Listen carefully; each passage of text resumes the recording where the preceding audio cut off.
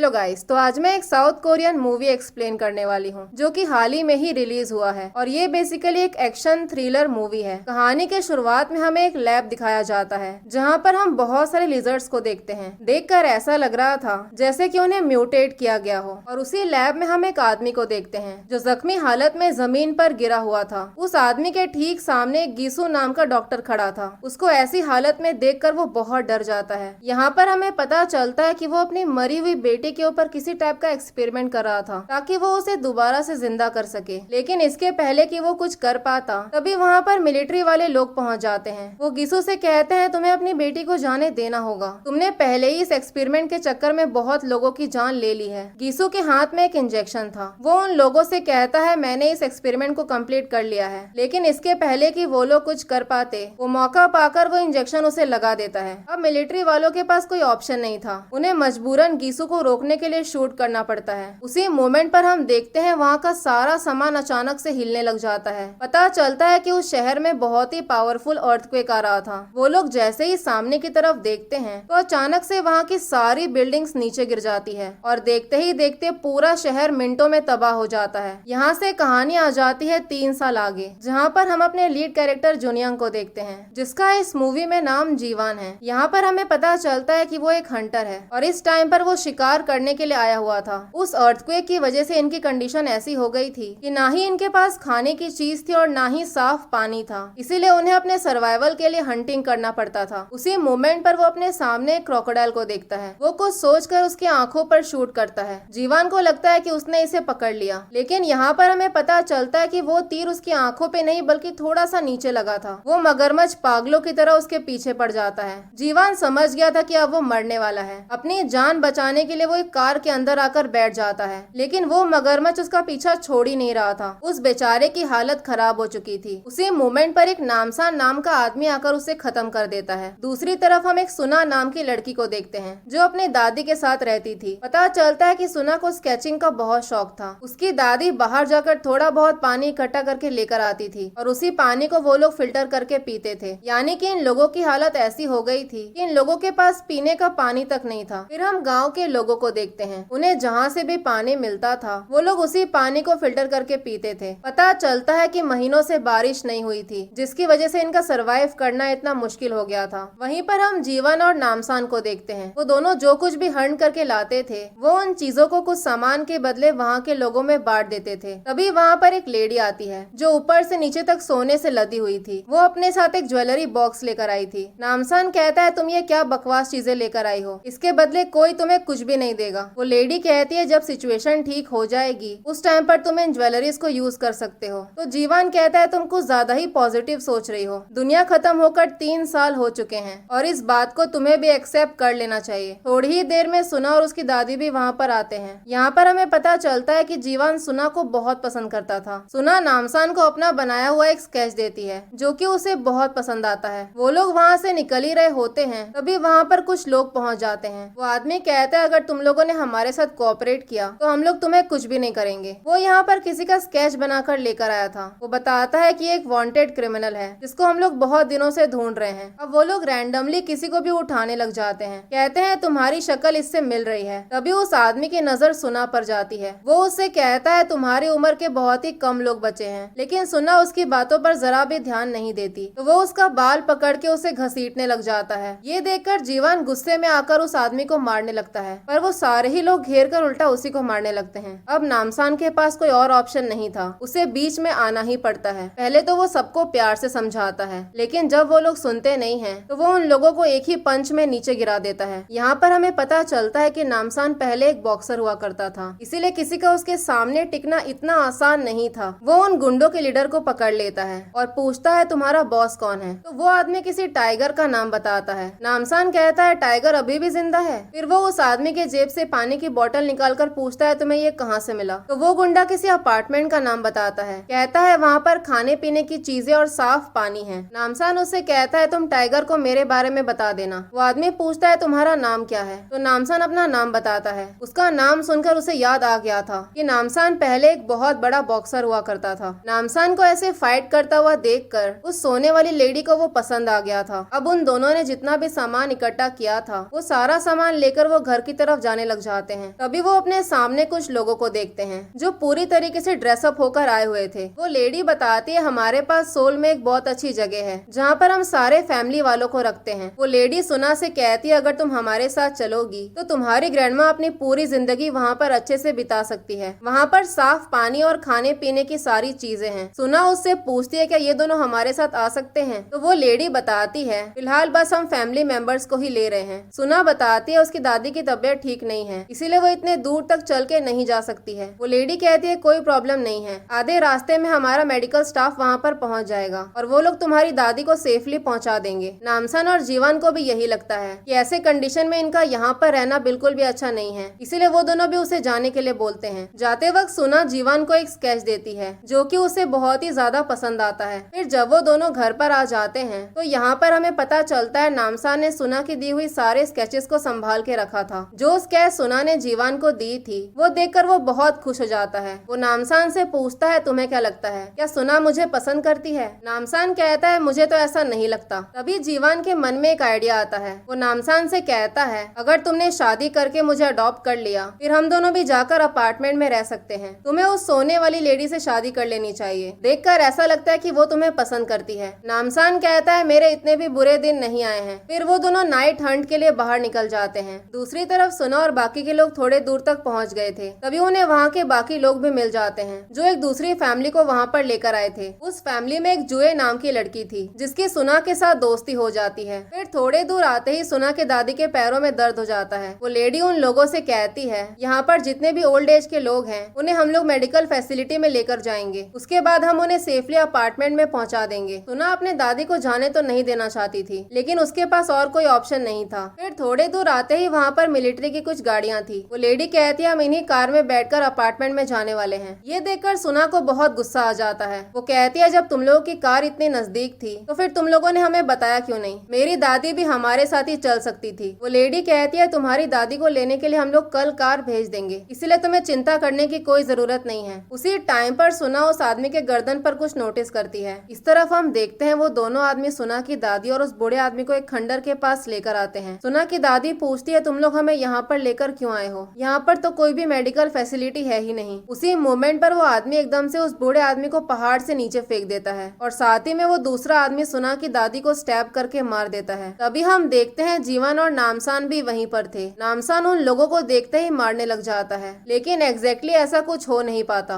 वो दोनों दोबारा से जिंदा हो जाते हैं जैसे कि वो किसी टाइप के मॉन्स्टर हो। काफी देर तक फाइट चलने के बाद भी वो लोग मर ही नहीं रहे थे। नामसान को समझ में नहीं आता कि आखिर ये लोग हैं कौन। उनमें से एक आदमी जीवन को मारने ही वाला था लेकिन जीवन उसका पैर फंसा के उसे उल्टा लटका देता है। वो उससे पूछता है कि सुना कहाँ पर है। तभी हम देखते हैं वो आदमी अपने आप को छुड़वाने के लिए रस्सी नहीं काट रहा था बल्कि वो अपना पैर काट रहा था। ये देखकर जीवन समझ गया था कि अब वो मरने वाला है लेकिन ठीक उसी टाइम पर वहाँ पर एक यूनहो नाम की लड़की आ जाती है। वो सीधा आकर उसको जान से मार देती है। नामसान उससे पूछता है कि तुम हो कौन। उसी टाइम पर एक दूसरा आदमी आकर उस पे पीछे से अटैक करता है लेकिन इस बार नामसान उसका सर काट देता है। ये सब कुछ होने के बाद वो लोग सुना की दादी का लास्ट राइड करते हैं। यूनहो नामसान से कहती है मुझे तुम्हारी मदद चाहिए, मेरे सारे लोग अपार्टमेंट में फंसे हुए हैं, मुझे कैसे भी करके उन लोगों को वहाँ से बाहर निकलवाना है। नामसान उससे पूछता है क्या इन लोगों को मारने के लिए इनका सर काटना पड़ता है और आखिर ये लोग हैं कौन। अब यहाँ से यूनहो अपना कहानी बताना शुरू करती है। पता चलता है कि वो पहले एयरफोर्स की सर्जेंट हुआ करती थी और जिस दिन अर्थक्वेक हुआ था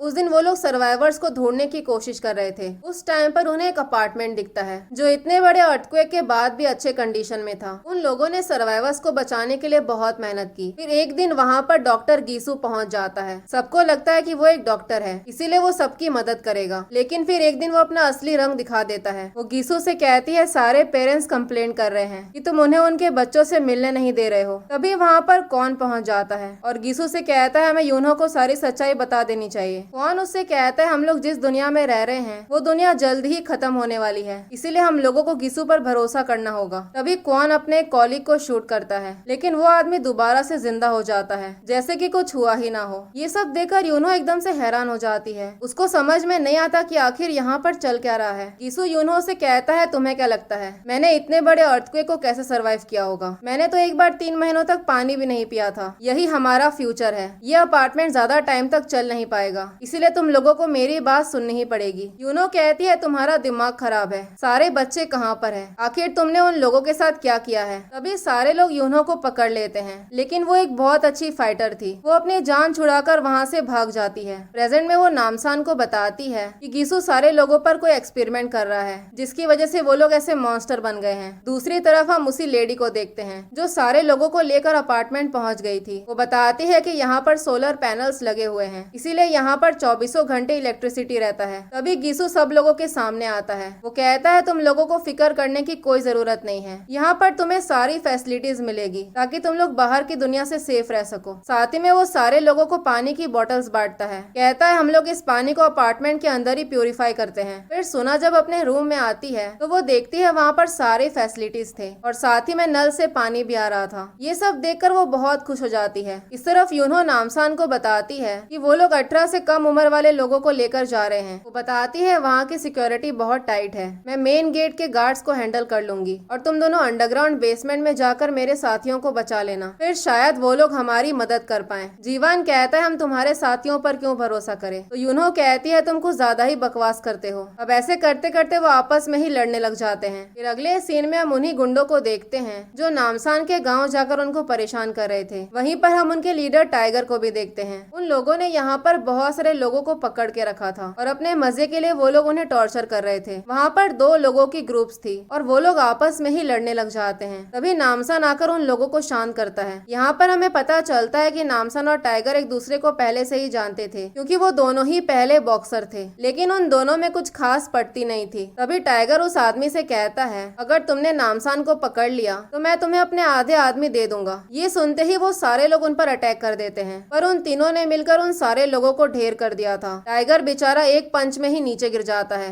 दूसरी तरफ सुना कौन से अपने दादी के बारे में पूछती है। कौन कहता है तुम किसकी बात कर रही हो, मैं तुम्हारी दादी को नहीं जानता। तभी वहाँ पर वही लेडी आती है जिसको सारे लोग टीचर बोलते थे। वो कहती है हमने तुम्हारी दादी को लेने के लिए कार भिजवाया है, वो शाम तक यहाँ पर आ जाएगी। तभी गीसू वहाँ पर आता है। वो सारे लोगों को बताता है कि मैं सारे बच्चों का स्कोर अनाउंस करने वाला हूँ। यहाँ पर हमें पता चलता है कि जो भी बच्चा अपने टेस्ट में फर्स्ट आता था उनके पेरेंट्स को एक बेटर अपार्टमेंट में रहने का मौका मिलता था। उन्हें काम करने की कोई जरूरत नहीं पड़ती थी और साथ ही में उन्हें फ्री में खाना भी दिया जाता था। फिर अंदर आने के बाद टीचर सबको बताती है कि सारे बच्चे 8th फ्लोर पर रहेंगे और उन लोगों के पेरेंट्स दूसरे फ्लोर पर। सुना कहती है आपने ये बात पहले तो नहीं बताई। टीचर कहती है हमने तुम्हारे दादी को बताया था, शायद वो बताना भूल गई। वो कहती है तुम लोगों को चिंता करने की जरूरत नहीं है, तुम एक मीटिंग स्केड्यूल करके अपने बच्चों से मिल सकते हो। फिर सारे बच्चे 8th फ्लोर पर चले जाते हैं और उन लोगों के पेरेंट्स को एक दूसरी जगह पर लेकर जाया जाता है जहाँ पर पानी को फिल्टर करने का काम किया जा रहा था। इस तरफ नामसान ने सारे गुंडों को पकड़ लिया था। वो सबसे पूछता है तुम्हें ये साफ पानी कहाँ से मिला। कोई कुछ नहीं बोलता तो वो सबको एक एक पंच मार के बेहोश कर देता है, लेकिन टाइगर बहुत डर गया था। वो नामसान से कहता है मैं तुम्हें सब कुछ बताने के लिए तैयार हूँ। वो कहता है हम लोग उनके लिए आदमी पहुँचाते हैं और बदले में वो लोग हमें साफ पानी देते हैं। फिर हमें क्लासरूम का सीन दिखाया जाता है जहाँ पर टीचर सारे बच्चों को पढ़ाती थी। उसी टाइम पर सुना सारे बच्चों के गर्दन पर कोई निशान नोटिस करती है। टीचर यहाँ पर बस गीसू की तारीफ कर रही थी। सुना कहती है ये बात बहुत ही अजीब है, बाहर लोगों के पास पीने का पानी तक नहीं है और यहाँ पर लोग जितना चाहे उतना पी सकते हैं, जब चाहे तब नहा सकते हैं। अगर सब लोग गीसू की इतनी तारीफ कर रहे हैं तो उसे सबकी ही मदद करनी चाहिए। ये सुनकर टीचर को बहुत गुस्सा आ जाता है। वो कहती है बाहर के लोग बिल्कुल भी अच्छे नहीं हैं, उन लोगों ने गीसू की बेटी को मार दिया। फिर थोड़ी ही देर में वहाँ के सारे बच्चों को खाने पीने का सामान और एक पानी का बोतल दिया जाता है। तभी वहाँ पर गीसू आता है। टीचर उसे जुए के बारे में बताती है। गीसू जुए से कहता है मुझे पता चला है कि तुम मेरे रिसर्च में मेरी मदद करना चाहती हो, तुम पहले खाना खत्म कर लो, उसके बाद मैं किसी को भेज कर तुम्हें वहाँ पर बुलवा लूंगा। तभी सुना गीसू से अपने दादी के बारे में पूछती है। गीसू कहता है तुम्हारी दादी सेफली पहुँच गई है। सुना कहती है अगर वो पहुँच गई है तो मुझे अभी उनसे मिलना है। टीचर उससे कहती है तुम्हारी दादी की तबीयत बहुत खराब है, इसीलिए 3 दिनों तक उनका ट्रीटमेंट चलेगा, तुम चिंता मत करो, वो जल्दी ही तुम्हारे पास आ जाएगी। गीसू उससे कहता है तुम बहुत थकी हुई लग रही हो, तुम ये पानी पी लो। सुना उनके सामने पानी पीने का नाटक करती है, लेकिन उनके जाते ही वो बोतल बंद करके रख देती है। फिर अगले सीन में गीसू कौन को कोई इंजेक्शन लगा रहा था। कौन उससे पूछता है तुम कब तक हमें इंजेक्शन लगाने वाले हो, अब धीरे धीरे करके बच्चे भी खत्म होते जा रहे हैं, फिर हम किसको अपार्टमेंट में लेकर आएंगे। गीसू कहता है सब कुछ जल्दी ही नॉर्मल हो जाएगा, इसीलिए तुम थोड़ा सा पेशेंस रखो। दूसरी तरफ हम सारे पेरेंट्स को देखते हैं। तभी जुए के पेरेंट्स एक मिलिट्री वाले से कहते हैं हम लोगों ने अपनी बेटी से मिलने के लिए एक एप्लीकेशन साइन किया था। मिलिट्री वाला आदमी कहता है तुम लोग ये क्या बोल रहे हो, यहाँ पर ऐसी कोई भी पॉलिसी नहीं है। ये सुनकर जुए के पेरेंट्स बहुत गुस्सा हो जाते हैं। उनको शांत करने के लिए गीसू को वहाँ पर बुलाना पड़ता है। वो लोग गीसू से रोते हुए कहते हैं उन्हें अपनी बेटी से मिलना है। तो गीसू कहता है तुम लोग हमारे साथ लैब में चलो, वहाँ पर तुम लोग अपनी बेटी से मिल लेना। दूसरी तरफ सुना मौका पाकर गीसू के लैब में घुस जाती है। वहाँ पर उसे एक फोटो मिलता है। पता चलता है कि वो गीसू की बेटी का फोटो था और साथ ही में वहाँ पर उसे कुछ रिसर्च वर्क के बुक्स मिलते हैं। पता चलता है कि गीसू ने बहुत सारे जानवरों और इंसानों पर एक्सपेरिमेंट किया था और साथ ही में वहाँ पर यह भी लिखा था कि एक्सपेरिमेंट के दौरान बहुत सारे लोगों की मौत हो चुकी है। फिर वो जैसे ही अंदर का दरवाजा खोलती है तो वो वहाँ पर जुए को देखती है जिसके ऊपर किसी टाइप का मशीन लगा हुआ था। तभी गीसू भी वहाँ पर पहुँच जाता है। जुए को ऐसी हालत में देख के उसके पेरेंट्स बहुत डर जाते हैं। वो पूछते हैं तुमने हमारी बेटी के साथ क्या किया है, क्या ये बीमार है क्या? गीसू कहता है ये बीमार नहीं है, तुम्हारी बेटी हमारे अपार्टमेंट के लिए एक बहुत बड़ी एसेट है। वो बताता है इस उम्र के बच्चों के गर्दन में कुछ ऐसी चीजें होती है जिन चीजों की हमें जरूरत है। साथ ही में वो वहाँ का कबर्ड खोलकर कहता है कि ये उसकी बेटी है। सब लोग कह रहे थे कि वो मर चुकी है लेकिन मैंने उसे दोबारा से जिंदा किया है। पता चलता है कि उसने अपनी बेटी का आधा शरीर वहाँ पर रखा था। ये सब देखकर वो लोग बहुत डर जाते हैं। अंदर से सुना भी सब कुछ देख रही थी। गीसू उन लोगों से कहता है ह्यूमैनिटी को बचाने का एक बहुत अच्छा चांस है और तुम्हारी बेटी हमारी मदद कर सकती है। उसकी बातों से वो बहुत डर गए थे। वो जुए को वहाँ से हटाने लग जाते हैं। तभी अचानक से उसे कुछ होने लग जाता है। उसकी हालत इतनी ज्यादा खराब हो जाती है कि वो ऑन द स्पॉट वहीं पर मर जाती है। गीसू बहुत ही ज्यादा गुस्से में आ गया था। वो गुस्से से जुए के डैड को मार देता है। कहता है तुम्हें आइडिया भी नहीं है मेरा रिसर्च मेरे लिए कितना इम्पोर्टेंट है। जुए की मॉम डर के मारे वहाँ से भागने लग जाती है लेकिन तभी कौन उसको शूट करके मार देता है। सुना वहीं पर छुपी हुई थी। तभी अचानक से गीसू उसको देख लेता है। कहता है तुम तो एकदम सही वक्त पर यहाँ पर पहुँच गई। अब वो सुना को भी टेबल से बांध देता है। सुना उससे पूछती है तुम बच्चों के गर्दन में क्या एक्सपेरिमेंट कर रहे हो। गीसू बताता है बच्चों का पिट्यूटरी ग्लैंड किसी टाइप का मटेरियल जनरेट करता है जिससे हम प्रोसेस को आगे बढ़ा सकते हैं और क्लासरूम में जो तुम लोग पानी पी रहे थे ना उसी पानी से ये मटेरियल एक्टिवेट होता है। तभी सुना अपने दादी के बारे में पूछती है तो गीसू हंसते हुए कहता है क्या तुम्हें सच में लगता है कि तुम्हारी दादी का ट्रीटमेंट चल रहा है? ये सुनकर वो समझ गई थी कि उन लोगों ने उसकी दादी को मार दिया है। उसी मोमेंट पर वो उसके गर्दन पर एक कट लगाता है। फिर अगले सीन में नामसान, जीवन और बाकी के लोग अपार्टमेंट के बाहर पहुंच जाते हैं। वहाँ के गार्ड्स उनको अंदर जाने ही नहीं दे रहे थे। तभी नामसान मौका पाकर उन सारे लोगों पर अटैक कर देता है और गाड़ी को तेजी से भगाते हुए सीधा बिल्डिंग के अंदर घुस जाता है। अंदर आते ही वो तीनों सबको मारने लग जाते हैं। उसी टाइम पर क्वान और टीचर उन तीनों को ऊपर से देख लेते हैं। वो अंदर आकर गीसू को सब कुछ बता देती है। गीसू कहता है तुम्हें दिख नहीं रहा है कि मैं एक्सपेरिमेंट में बिजी हूँ, मैं अभी बाहर नहीं आ सकता हूँ, तुम लोगों को ही सब कुछ हैंडल करना होगा। सबसे पहले यूनहो बेसमेंट में पहुँचती है ताकि वो अपने साथियों को छुड़ा सके। वो जैसे ही वहाँ का दरवाजा खोलती है तो पता चलता है कि वो लोग इंसान नहीं थे बल्कि वो सारे लोग मॉन्स्टर बन चुके थे। वो सारे ज़ॉम्बीज इन पे अटैक कर देते हैं और वो लोग इतने आसानी से मर भी नहीं रहे थे